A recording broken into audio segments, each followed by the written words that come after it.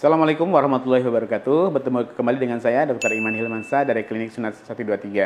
Di kesempatan hari ini saya akan membahas tentang ciri-ciri sunat lukanya sudah sembuh atau belum. Ayah bunda sekalian, sunat itu merupakan suatu tindakan operasi bedah minor. Otomatis karena ada luka yang terjadi akibat dari pemotongan kulup atau prepusium yang menutupi kepala penisnya atau gland penis ini akan menimbulkan suatu proses penyembuhan ya. Nah, selama proses penyembuhan ini, luka sunat itu ada mengalami namanya proses inflamasi, proses peradangan. Nah, peradangan ini biasanya ditandai dengan ciri-ciri.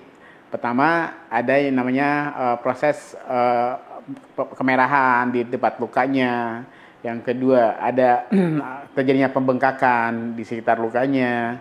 Yang ketiga, ada rasa nyeri di daerah luka.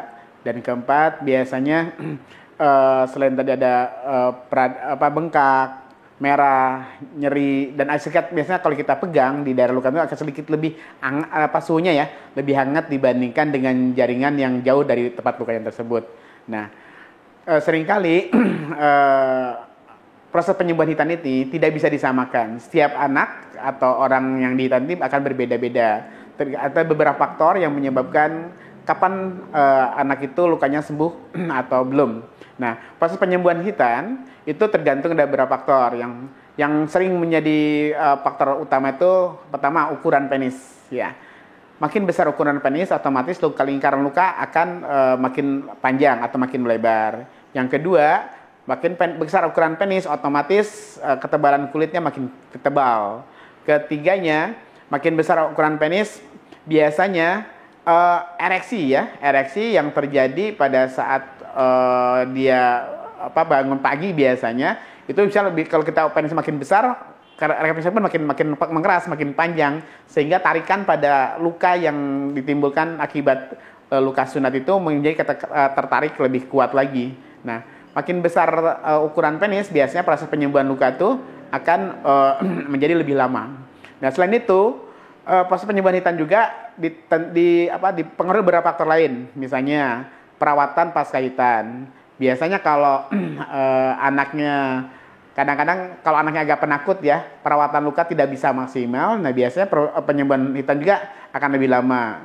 Selanjutnya, ada perlekatan atau enggak. Sehingga kalau anak yang kondisi penisnya misalnya sebelumnya ada phimosis, atau sebelum hitan si anak itu atau orang yang dihitan itu jarang sekali ya, atau tidak pernah membersihkan kulup hitannya sebelum disunat itu, setelah buang air kecil tidak pernah dibersihkan, itu biasanya akan menimbulkan terjadinya penumpukan sisa air kencingnya. Kalau kita biarkan lama-lama akan menimbulkan perlengketan.